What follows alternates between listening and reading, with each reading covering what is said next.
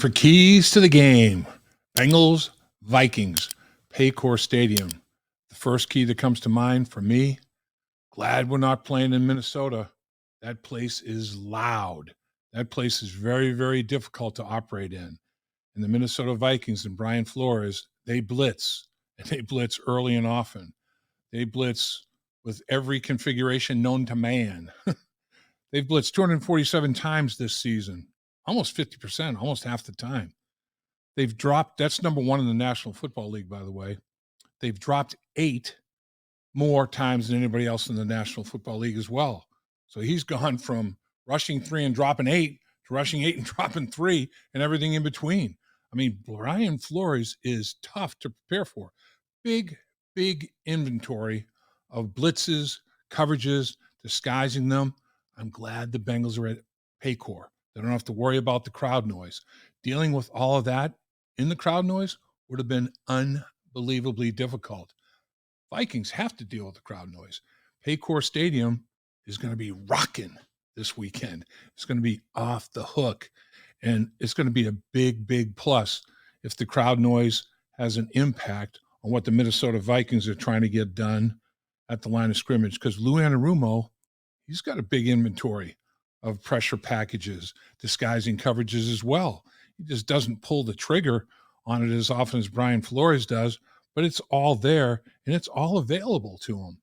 Mullens, he started 17 NFL games. He's 5-12 as an NFL starter. You might want to just get after him a little bit and test him and see how much Nick Mullens can handle that pressure, all that crowd noise. If you can't hear, now you have to go with hand signals, body language stuff. I mean, it's very, very difficult. So one thing that I do know as a former player in the offensive line, when a team has a lot of packages that they can present from blitzing and coverages and all that sort of thing, the best thing to do is to have a few rules that apply to a lot of different looks. Try to keep it as simple as you possibly can. You don't want to have to try to think too much out there. You want to be able to get it done in a very, very quick fashion. So I think another key is recognition of what they're trying to get done in terms of configuration and alignment and communication. And the communication part of it is going to be the big, I think, advantage for the Cincinnati Bengals. They'll be able to talk up and down the line of scrimmage. Minnesota Vikings will not. Silence can be deadly in a situation like that. The Bengals over-communicate. Make sure that everybody is on the same page. Even if you're wrong, even if what you decide to do is wrong, everybody's on the same page of wrong. You don't have 2 guys doing this in the offensive line, another guy doing that, and a third guy and 2 other guys doing a third thing. You don't want that sort of thing. You want everybody to be on the same page. So recognition of the defensive fronts from Brian Flores, communication up and down the line of scrimmage, plus the communication between Jake Browning, the quarterback, and the Bengals offensive line, Jake Browning, the quarterback, and the Bengals wide receivers in terms of he's seeing the blitz, he's audibilizing, he's changing the play, changing the protection, whatever he's changing. Recognize and over-communicate. That's going to be a big plus for the Bengals, and it's going to be very, very difficult to get done for the Minnesota Vikings at Paycor Stadium. Turnovers, always huge. There's no doubt. National Football League games are decided by turnover, just like football at any level. The Minnesota Vikings have 24 giveaways, tied for second most in the NFL. They've taken the ball away. They have 19 takeaways. That's pretty good. 24 giveaways, though, is dismal. It makes them -5, the turnover ratio, tied for 24th in the NFL. They've had 4 games this year where they've had a turnover on the opening drive. That's unbelievable. Cincinnati Bengals, as we know, have done a great job in the turnover department. 21 takeaways, tied for 7th most in the National Football League. 12 different players have been involved in the 21 takeaways. That's pretty good participation. No doubt about that. Lou Anarumo, I think, is very proud of that. Only 11 giveaways, tied for fewest in the NFL. +10 is the ratio. That's tied for second in the NFL. Bengals are +10. -5 are the Minnesota Vikings. And a lot of it is in the giveaway department. It's a 13-digit differential between the giveaways between what the Minnesota Vikings have done and what the Cincinnati Bengals have done. So ball security going to be huge. Bengals have won the turnover battle in 8 of their 13 games so far this season. Make it 9 of 14. The Vikings have had trouble scoring in the first quarter for whatever reason. They've only scored 26 points in 13 games in the first quarter.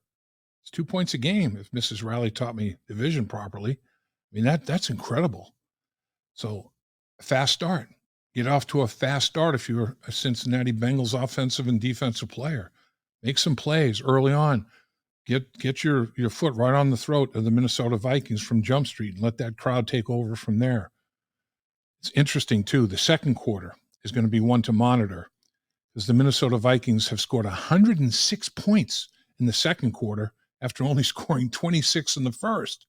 That's their highest scoring quarter by far. They've outscored the opponent by 37 points in the second quarter, 106 to 69. The Bengals, on the other hand, have been outscored by 36 points in the second quarter. They've scored 72, but they've given up 108. The Vikings have scored 106. The Bengals have given up 108, which is their most in any quarter by far.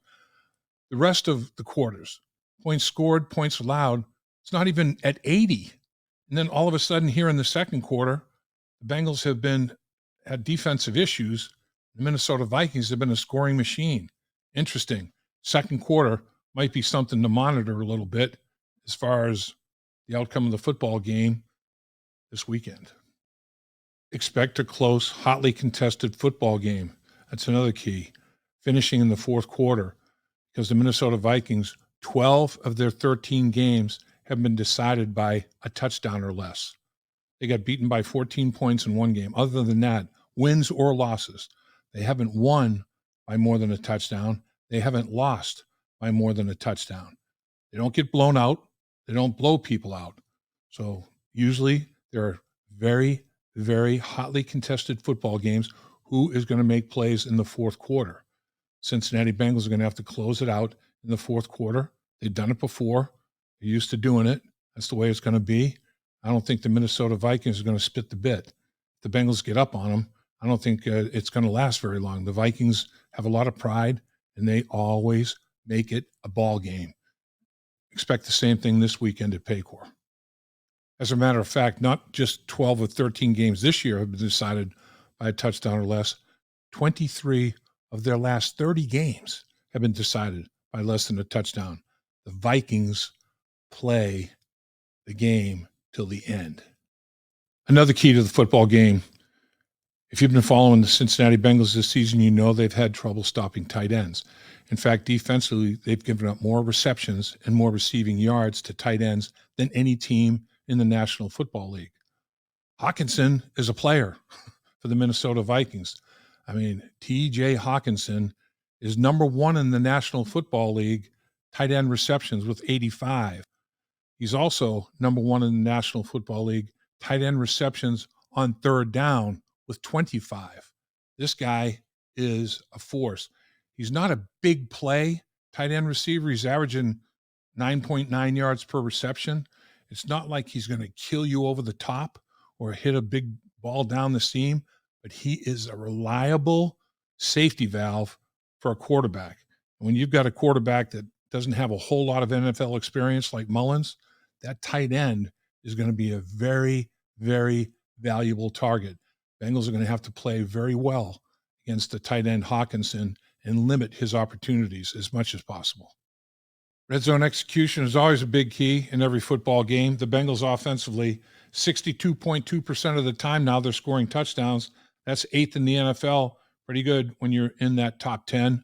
The Minnesota Vikings defensively, they're allowing a touchdown 48.5% of the time, 7th best in the National Football League. They've only allowed 16 red zone touchdowns, tied for 5th fewest in the National Football League. The Cincinnati Bengals counter that defensively with holding the opposition to 0 points on 10 possessions. No points, not a field goal. I'm talking squadouche, turnovers, 4th down stops. They've been unbelievable. Field goal hitting the upright. last week was another possession that ended in 0 points. 10 times they've done that to the opponent.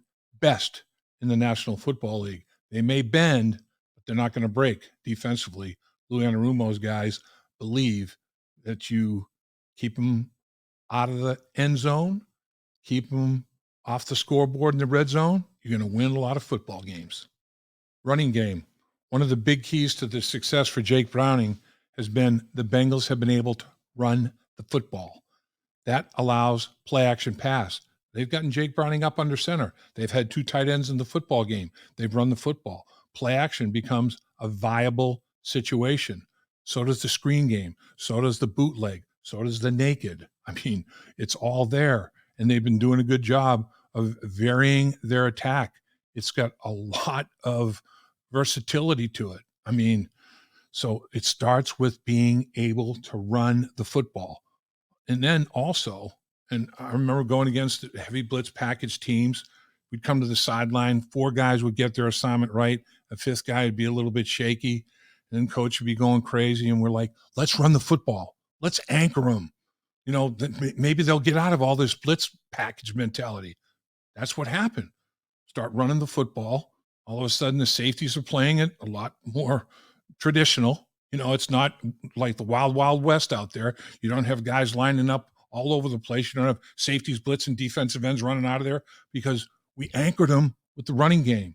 That's exactly what the Bengals have to do. Anchor this Minnesota Viking defense with the run, and maybe Brian Flores will get out of that heavy blitz package. Bob Bradkowski, I can't remember which game it was, but they were playing a team at home in Cincinnati and had a high blitz tendency. And they were so successful running the football and mixing play action pass in with it. A team that was blitzing 45% of the time, stop blitzing. They just shut it down. In fact, it was the Baltimore Ravens. The Baltimore Ravens decided, put the blitz away this weekend. It's not going to work. These guys are handling us too well at the line of scrimmage today. That's what the Bengals have to do to the Vikings. Win the battle in the trenches in terms of running the football and stopping the run. The Minnesota Vikings aren't a juggernaut running the football. They're averaging 95.2 yards per game. That's toward the bottom of the National Football League. The Bengals, the last 2-3 weeks, have gotten their running game going. Don't allow the Minnesota Vikings to get theirs going, and continue to run the football effectively if you're the Cincinnati Bengals. Dave Lapham here, and every day I am grateful for my experience to have played professional football. As a player, I realized self-motivation, leadership, and appreciating your teammates are key. At First Star Logistics, you can use those same attributes to create the life you want for you and your family.